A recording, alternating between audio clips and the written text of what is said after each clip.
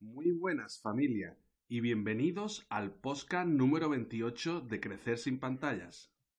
Hoy tenemos el gusto de contar en nuestro podcast con Laura, fundadora de Educación Digital para Familias, proyecto enfocado a ayudar a dar pautas, consejos y herramientas para ayudar a las familias en la tarea de la alfabetización digital de sus hijos. Como no podía ser de otra forma, con Laura hablaremos hoy sobre la educación digital en familia. Así que te recomendamos que no te pierdas el episodio de hoy porque seguro que te va a interesar. Bueno, Laura, ¿qué tal? ¿Cómo estás? Muy bien, muchas gracias por la invitación. Un placer. Encantado de tenerte hoy por aquí, Laura. Seguro que escucharemos cosas muy interesantes. Gracias. Espero que pueda ayudar a padres y madres en esta difícil tarea que es la educación de los hijos. Seguro. Este tema es muy candente y necesitamos todos un poco de tu apoyo. Bueno, Laura, para empezar, ¿por qué no nos cuentas un poco más sobre tu proyecto profesional para que todos te conozcamos un poco mejor? Pues la idea surge, la verdad es que surge hace muy poquito, lo de el montar este proyecto personal. Prácticamente llevo este año con ello. Yo soy profesora de comunicación y nuevas tecnologías en la Universidad Camilo José Cela. Y además llevo toda la parte de comunicación y contenidos digitales del Servicio de Prevención de Adicciones de Madrid Salud, que pertenece al Ayuntamiento de Madrid. Entonces, un poco por este trabajo que hago a diario para el Instituto de Adicciones, pues estoy en contacto constante un poco con las necesidades y un poco con todos los problemas que tienen las familias con adolescentes y jóvenes. Hasta ahora, la mayor parte de las consultas que nos llegaban al servicio normalmente eran por problemas de consumo de sustancias, pero sí que es verdad que en los últimos años han empezado a llegar muchas más consultas y padres preocupados por el uso abusivo de la tecnología, sobre todo de móviles, redes sociales y videojuegos. Entonces, aparte, por supuesto, de la labor que ya se hace por parte de mis compañeras profesionales, psicólogos, médicos, orientadores familiares, pues yo al final pensé en crear este proyecto personal un poco para dar a lo mejor estas pautas o estos consejos y mi visión que aporta un poco la parte con la que trabajo cada día, que es la prevención y la reducción de riesgos en el uso de la tecnología, y luego la parte que es la mía, que es la comunicación y que trabajo día a día en las propias plataformas, es decir, que día a día trabajo en las redes sociales y día a día trabajo en Internet, por lo cual conozco un poco cómo funcionan las plataformas y cómo funcionan los algoritmos de los que muchas veces queremos proteger a nuestros menores. Entonces, un poco esa combinación es la que me hizo, bueno, pues un poco montar este proyecto. Bueno, súper interesante. Te quería comentar una cosa antes de que sigamos con la entrevista, Laura. Cuando el centro Prevención de de pre- adicciones, sí. perdona, de O sea, prevención, nosotros ¿eh? trabajamos con adolescentes y jóvenes hasta Vale, 24 años, entonces es prevención, aunque luego también se puede hacer intervención, y luego con adultos, indiscutiblemente hay intervención directa. ya. ¿Y este centro, digamos, es el único que existe en España o hay más centros en No, no, España? no, no, no, ni mucho menos. O sea, nosotros en este caso el Ayuntamiento de Madrid, esto es un servicio gratuito del Ayuntamiento de Madrid que funciona a través de lo que se llaman los CAT, que son Centros de Atención a las Adicciones. Hay 7, en el caso, por ejemplo, de la Ciudad de Madrid, y cubren lo que es los 21 distritos de la Ciudad de Madrid. Pero entiendo que cada institución, en cada comunidad autónoma, tiene un servicio similar a lo que puede ser el nuestro en el Ayuntamiento de Madrid. Vale, porque bueno, me parece interesante darle publicidad a ese tipo de centros, ¿no? Porque bueno, Sí, problemas pueden existir, ¿no? Pero muchas veces los padres a lo mejor pues no sabemos qué hacer o a dónde acudir, ¿no? Y bueno, siempre es bueno que la gente sepa un poco de que existe sí, sí, estos sí, sí. sitios donde profesionales, digamos, pueden atenderte incluso de manera gratuita, ¿no? De manera gratuita, sí, sí, por supuesto, confidencial y totalmente personalizada, sin duda. Ya. Bueno, Laura, cuando hablamos muchas veces con padres, ¿no? Algunos nos preguntan que para qué ellos necesitan recibir educación digital, ¿no? Porque ellos dicen, bueno, yo sé moverme bien por internet, yo manejo bien el internet, trabajo ahora por internet. ¿Qué le dirías tú a estos padres, digamos, o que no reconocemos, ¿no? Que necesitamos dar un paso más, ¿no? En esto de la educación digital. El tener conocimientos técnicos es un paso a favor, indiscutiblemente claro, porque muchas veces nos encontramos con familias que carecen de cualquier capacitación digital. Entonces, trabajar con esas familias es realmente complicado cuando muchas veces no tienen siquiera ellos un perfil en redes sociales, con lo cual es muy difícil formar en la prevención o simplemente en la configuración de un perfil a su hijo cuando empieza a tener acceso a las redes sociales, cuando ni ellos mismos han abierto nunca un perfil en Facebook o un perfil en Instagram o un perfil en TikTok. El tener ya unos conocimientos técnicos, sin duda alguna, va a ayudar a que más o menos estemos al día y sepamos además que la tecnología nos deja obsoletos de un día para otro, con lo cual tenemos que estar siempre actualizándonos. Pero eso no quita a que podemos saber mucho de conceptos, como te digo, mucho más técnicos, podemos ser programadores, podemos saber de inteligencia artificial o de realidad virtual y realidad aumentada, pero no saber exactamente las estrategias mejores para hacer una educación más preventiva en el caso de que pueda empezar a haber problemas en casa cuando se empieza a utilizar abusivamente una tecnología o cualquier dispositivo digital. Yo creo que para eso, pues a lo mejor tenemos que adquirir a lo mejor pues ciertas capacidades y para eso tenemos que ser conscientes, uno, de los riesgos que puede haber en Internet y luego, por supuesto, tener el concepto y las ideas de que tenemos que hacer, por supuesto, esa supervisión y esa guía y esa orientación con nuestros hijos. Al final, digamos, la educación digital sería, digamos, el conocimiento o las habilidades de nosotros como padres, ¿no? Para un poco guiar, un poco orientar, ayudar, advertir, ¿no? De los peligros y todo eso, ¿no? Eso al final, digamos, son las herramientas, ¿no? Que nos ayudan para un poco ayudar a los hijos, ¿no?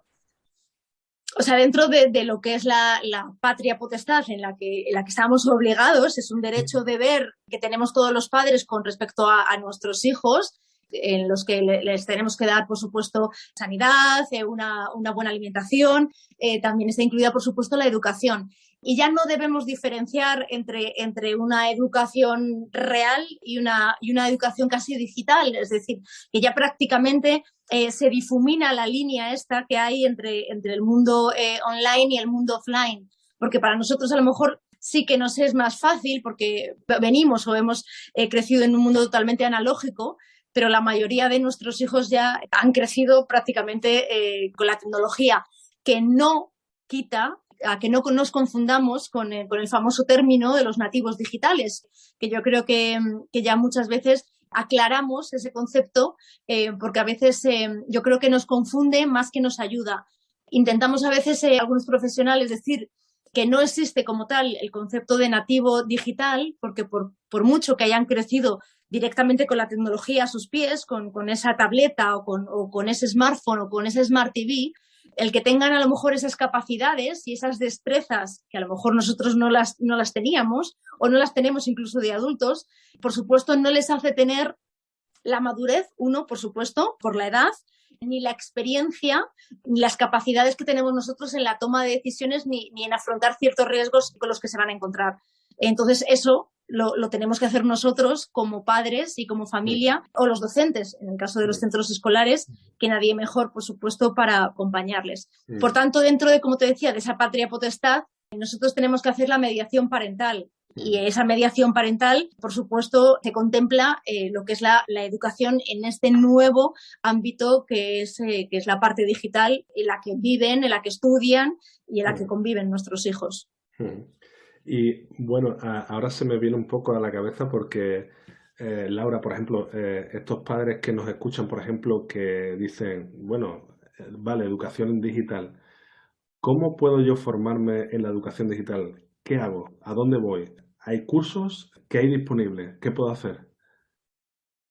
Hombre, cada vez hay más recursos, sí que es verdad que cada vez hay más recursos. Yo entiendo que, como te decía antes, para muchas familias no es tan fácil el aprender, incluso para muchos de nosotros mantenernos al día no es tan fácil. Es decir, cada día prácticamente, si hoy lees un poco en los medios, está saliendo un nuevo reto de TikTok que realmente puede poner en peligro la salud de los menores. Es decir, y es muy difícil estar, como te digo, constantemente actualizado de todo lo nuevo que sale en TikTok, de las nuevas normas de privacidad que pone Instagram o que eso es muy complicado. No todos los padres, ni tienen el tiempo, ni tienen las capacidades, ni pueden hacerlo. Entonces, yo creo que lo que debemos trasladar a las familias para no tener ese agobio existencial indiscutiblemente que pueden tener hoy día, es que lo que sí o sí siempre tiene que haber en casa es el acompañamiento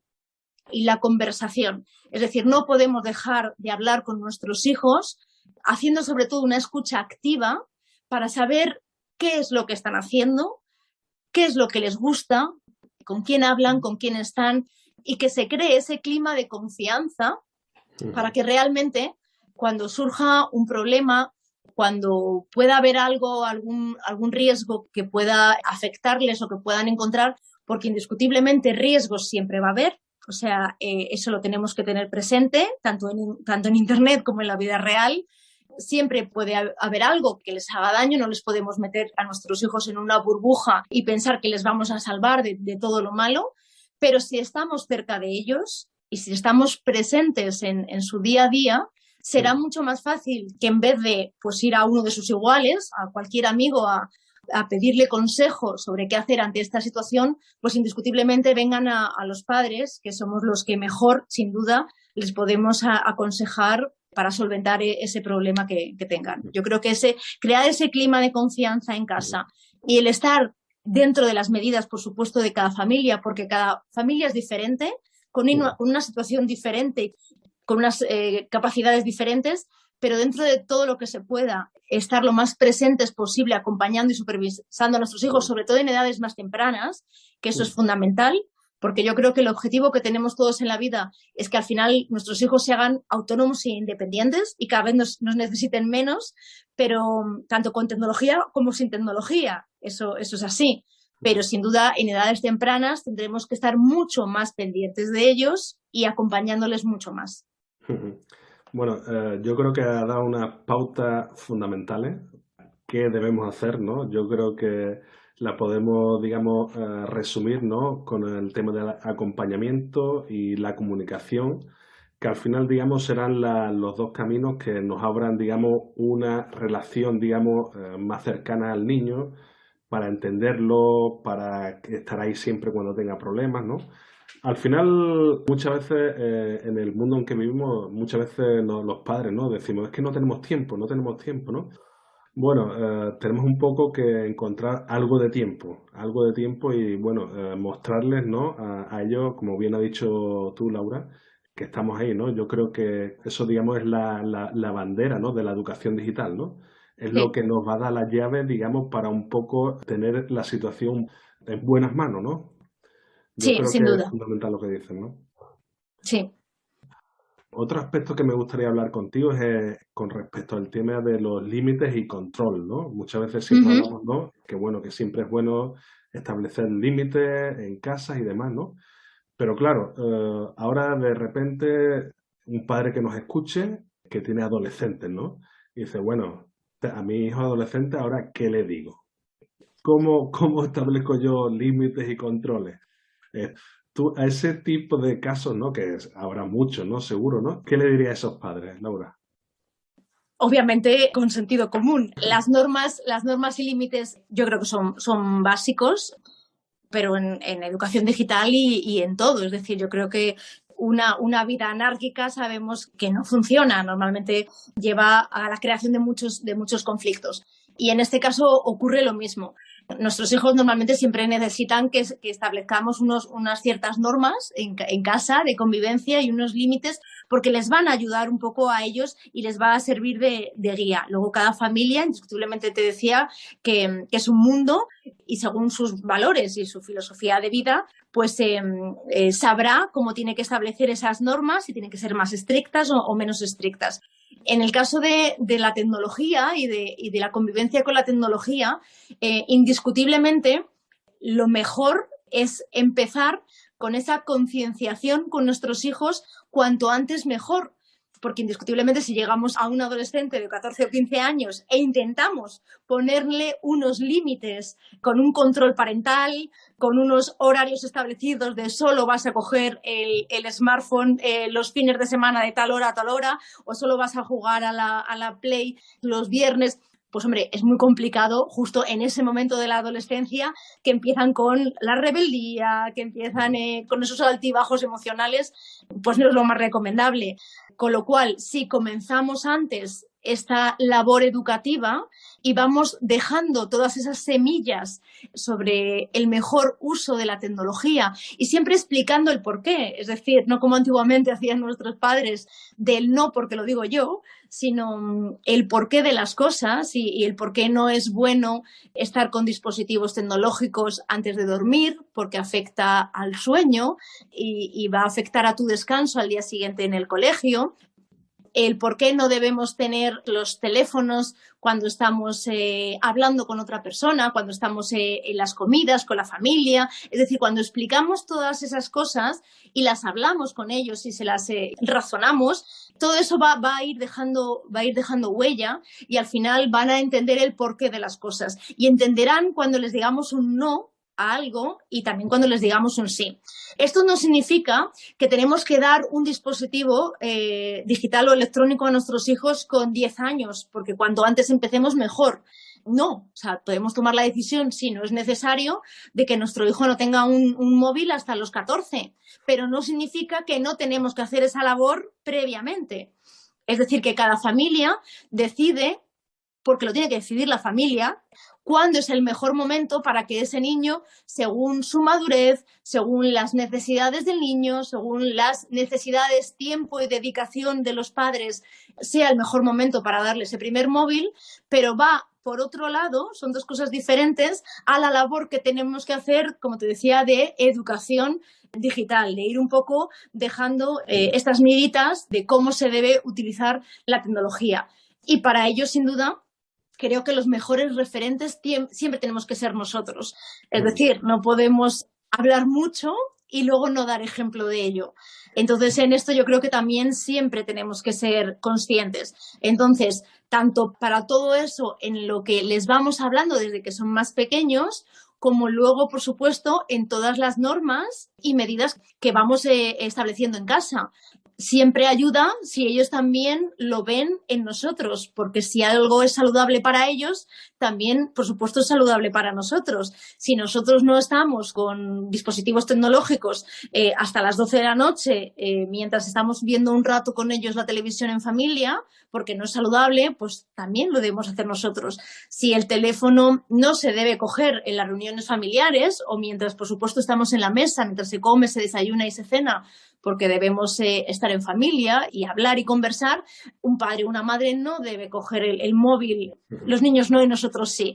O sea, al final, en estas cosas, pues como en todo, al final debemos ser modelos en los buenos hábitos, pues igual que la alimentación, igual que en el hábito de la lectura, en el hábito del comportarnos y ser buenas personas, pues en lo digital también. Vamos, queramos o no queramos, al final nosotros influenciamos tremendamente en nuestros hijos y al final nuestras actitudes, nuestros comportamientos y todo, al final va a ser, digamos, algo donde ellos se van a ver reflejados, ¿no? Y al final, como tú bien dices, ¿no? Al final, si nosotros somos ejemplos y creamos un ambiente de ejemplo, ¿no?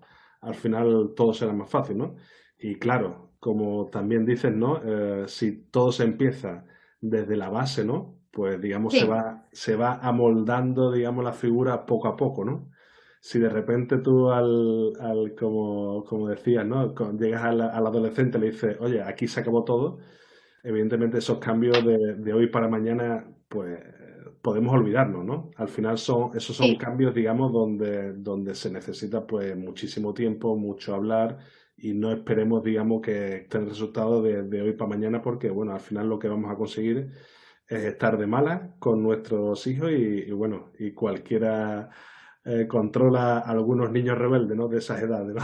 Sí.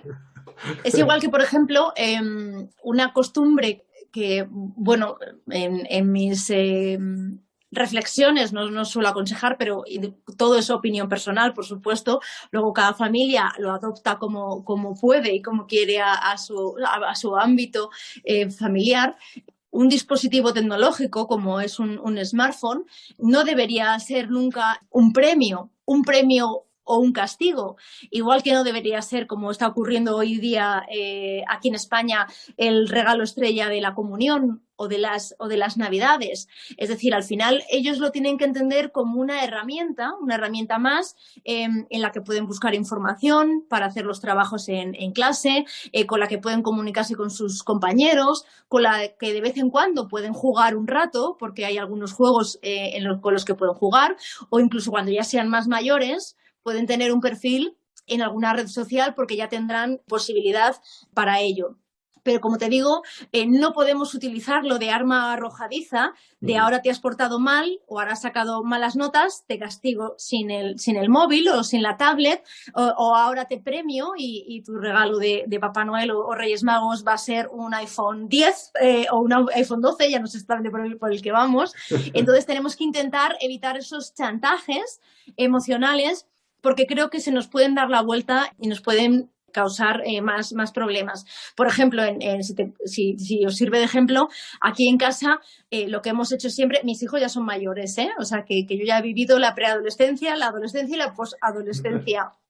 Entonces, por ejemplo, ellos nunca han tenido un móvil nuevo, o sea, jamás les hemos comprado un móvil. Entonces, siempre el concepto que tienen ellos es que siempre han ido heredando los dispositivos que a nosotros se nos han quedado ya antiguos. Entonces, nosotros por trabajo, indiscutiblemente, y porque es el concepto normal, que nosotros trabajamos y somos los adultos, nos compramos el dispositivo que necesitamos por nuestro trabajo, y cuando cambiamos nosotros de dispositivo, pues el antiguo lo hereda uno y lo hereda el otro. O sea, pero nunca les hemos comprado, por supuesto, un dispositivo nuevo a ellos, como muchas veces puedes ver a niños de 9 y 10 años que van por ahí con un aparato que cuesta casi el sueldo de cualquiera de sus padres. Sí, sí, sí. Totalmente de acuerdo, Laura. No nos cabe duda, por ejemplo, en este mundo digital, ¿no?, que existen muchas herramientas, ¿no?, que nos ayudan para saber vivir mejor, ¿no? ¿Qué tipo de herramientas o cuáles son esas herramientas que nos podría aconsejar a la familia? Pues como te decía antes, en edades tempranas sí que es recomendable a lo mejor que los padres se puedan ayudar, siempre ayudar, y entendiendo que nunca puede ser el método único que sustituya a ese acompañamiento del que hablábamos y esa supervisión que al final nunca puede faltar, pero sí que pueden ayudarse de aplicaciones o herramientas como pueden ser controles parentales que nos instalemos, y esos controles parentales nos sirvan a lo mejor para bloquear ciertos contenidos que sabemos que sí o sí pues no son adecuados para nuestros hijos, como pueden ser pues contenidos para adultos, contenidos pornográficos, contenidos violentos, en sí cualquier contenido que les pueda llegar a través de los dispositivos, porque ellos entren a navegar por internet y les pueda salir cualquier tipo de web con ese contenido, o que puedan navegar por YouTube y les pueda salir cualquier vídeo relacionado a la búsqueda que ellos han hecho, o poder capar ciertos perfiles en aplicaciones, etcétera. Pero aparte de esos controles parentales, como puede ser Custodio, que es una de las herramientas que más se utiliza y que mejor funciona, que no es el concepto, ojo, de espiar, porque yo creo que ese concepto lo tenemos que erradicar de nuestras cabezas, porque se rompe la confianza. O sea, si nuestros hijos entienden que como padres les estamos espiando y estamos con cualquier herramienta o con cualquier tipo de software, estamos leyendo los mensajes que se escriben con sus amigos, los mensajes que cuando ya son un poco más mayores se escriben con el chico que le gusta, con la chica que le gusta, que estamos viendo dónde están porque estamos geolocalizando exactamente. Yo creo que al final, como te decía, ese clima de confianza, que es lo que tenemos que lograr en la familia, yo creo que se rompe y no es lo que buscamos. Pues como te decía, al final nos tiene que servir un poco de ayuda simplemente, sobre todo en estos primeros momentos cuando los menores son más pequeños, pero también tenemos que entender que luego en aquellas aplicaciones o en aquellas herramientas donde vayan a tener presencia, sí o sí tendremos que primero nosotros conocer cómo son, cómo funcionan para poder establecer esos límites o esa configuración de la privacidad para asegurarnos que van a hacer un uso seguro de ellas, como puede ser muchas de ellas, como pueden ser algunas redes sociales o algunos videojuegos, ya tienen opción de control parental incluso dentro de la herramienta, como puede ser el control del tiempo de uso, contenidos a los que pueden acceder o que les pueden aparecer a los menores, el que puedan entrar en contacto o no personas desconocidas o que les puedan enviar mensajes o que pueda haber un chat online a tiempo real. O sea, todo eso sí que debemos controlarlo, es decir, no solamente que haya un control parental externo, sino luego en cualquier plataforma que ellos utilicen, ya sea en la consola, en el smartphone, en la tablet o en cualquier dispositivo, configurar bien la privacidad, como te decía, sobre todo en edades más tempranas. Está claro. Al final es, digamos, usar herramientas en plan control, pero siempre un respeto, digamos, a esa privacidad, ¿no? Que al Sí. final puede, digamos, poner en duda la relación esa que estamos intentando establecer con ellos de confianza y de estar próximos a ellos, ¿no? Para lo que necesiten, ¿no? Sí. Muy bien. Bueno, Laura, y ya para finalizar, yo creo que al final hemos hablado un poco de todo, ¿no? Pero es complicado seguramente ofrecer soluciones, digamos, a nivel general sobre qué deberían hacer los padres, ¿no? Sobre el uso de las nuevas tecnologías, ¿no? Pero bueno, aprovechando que te tenemos aquí y estás todos los días tocando temas relacionados, ¿no? ¿Por qué no nos comparte, en plan resumen con todo, algunos consejos o pautas, ¿no? Que ya hemos hablado de algunas, ¿no? Pero esas que crees que serían fundamentales para, digamos, resumir para todos los padres que nos escuchan. Pues lo primero de todo es que ya seamos más jóvenes o más mayores, cada uno de nosotros, lo primero no sentirnos superados pensando que ya esto nos ha pillado muy lejos, que nos ha pillado muy mayores y que sí o sí no nos podemos poner al día de los avances tecnológicos y que nuestros hijos siempre van a saber más que nosotros. Porque como decíamos antes, con el concepto de los nativos digitales, el riesgo que puede haber es que más que ellos sean nativos digitales y nosotros inmigrantes digitales, es que les convirtamos en huérfanos digitales. Es decir, que no haya esa presencia de un padre o una madre con ellos, un poco orientándoles y guiándoles en este proceso de, como hablamos, de alfabetización digital. O sea, que esto no les supere, porque igual que muchas veces, pues con los deberes les ayudamos hasta donde podemos o hasta donde nosotros sabemos y luego intentamos buscar fórmulas para que ellos sigan o puedan seguir aprendiendo, como pueden ser pues mediante un profesor particular o mediante clases en una academia. Pues también podemos buscar fórmulas, nosotros aprendiendo con los recursos que te decía, que indiscutiblemente ya hay muchos recursos gratuitos en sitios web o en páginas o en aplicaciones que nos pueden ayudar a esto. Segundo, importantísimo lo que te decía, que es el concepto de acompañamiento. Eso siempre tiene que haber, sobre todo, como decíamos, en edades muy, muy, muy tempranas, cuando los niños son muy pequeños, pero siempre con el objetivo de que se tiene que conseguir esa autonomía digital, o sea, que no tenemos que seguir acompañando a nuestro hijo o a nuestra hija cuando tenga 15, 16, 17 para evitar que pueda tener un riesgo de sexting, un riesgo de grooming o un riesgo de cualquier otro ciberdelito o ciberriesgo que pueda aparecer en la red, porque los va a haber, porque sabemos que sí que hay riesgos en Internet. O sea, indiscutiblemente las tecnologías nos ofrecen cosas maravillosas y toda la potencialidad que tiene supera, por supuesto, la balanza a las cosas negativas, pero por supuesto puede haber cosas negativas que se pueden encontrar en la red. Lo único que nosotros, pues bueno, pues tenemos que ser conscientes de ello, de qué peligros puede haber o qué riesgos, para intentar hablar sobre ello en casa, como te decía, y para darles las pautas preventivas, más que nada para hacer una reducción de esos riesgos y sobre todo para que si en algún momento ocurre y se enfrentan a cualquier problema de esos que decíamos, pues estemos nosotros ahí y sean a los primeros a los que acudan para intentar solventar este problema, que haya esa comunicación directa y esta escucha activa por parte de los padres.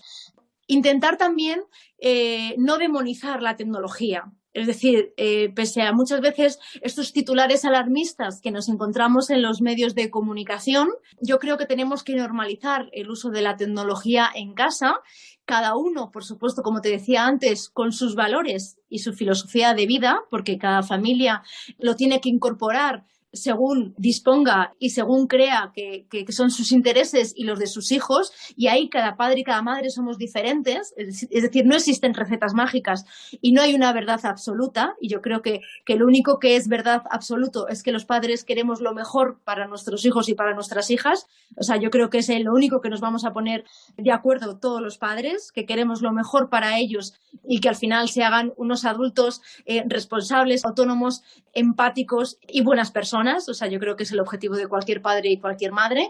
Pero luego, indiscutiblemente, cada padre o cada madre tiene que saber cuándo es el momento en introducir la tecnología en casa.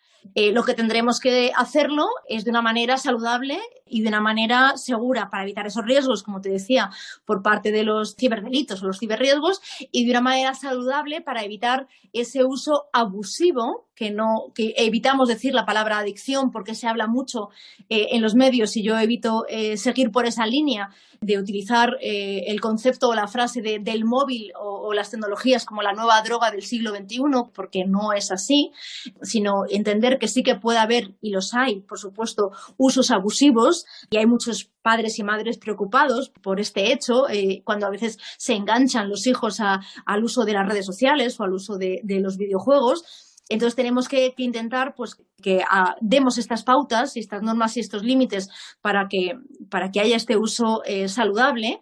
Y como digo, siempre desde la normalización, porque como decíamos, pues al final son adolescentes y futuros jóvenes que van a estudiar con tecnología y van a trabajar en un mundo conectado.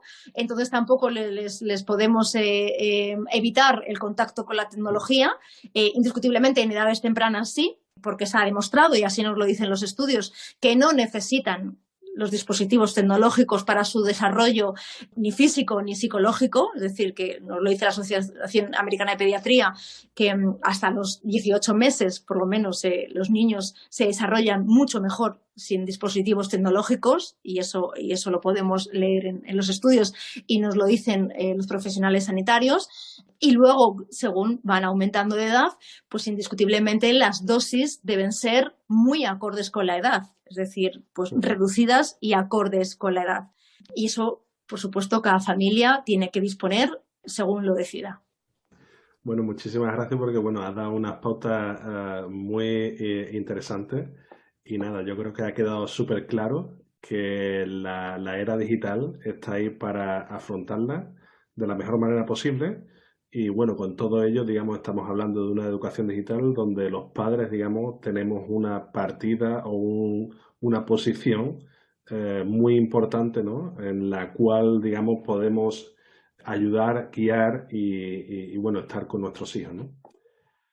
Bueno, Laura, vamos llegando al final del episodio de hoy, pero tengo que decirte que ha sido un placer charlar hoy contigo, porque hoy más que nunca, los que somos padres de esta nueva generación que están naciendo y creciendo en la era digital, tenemos claro que debemos estar ahí con ellos para guiarlos, porque, bueno, dentro de las dificultades y de las cosas que se les pueden presentar, estamos ahí para que ellos puedan convivir con una herramienta que les será de ayuda en el futuro. Bueno, ya para terminar, solo decirte, Laura, que aquí tienes tu casa para volver cuando quieras, porque gente como tú hace que el camino en la era digital sea mucho más sencillo y seguro. Genial. Vamos, será un placer. Muchísimas gracias a vosotros por la invitación. Esperamos que hayáis disfrutado con este episodio y nada, manteneros en contacto, que pronto habrá muchas sorpresas. Venga, un saludo a todos.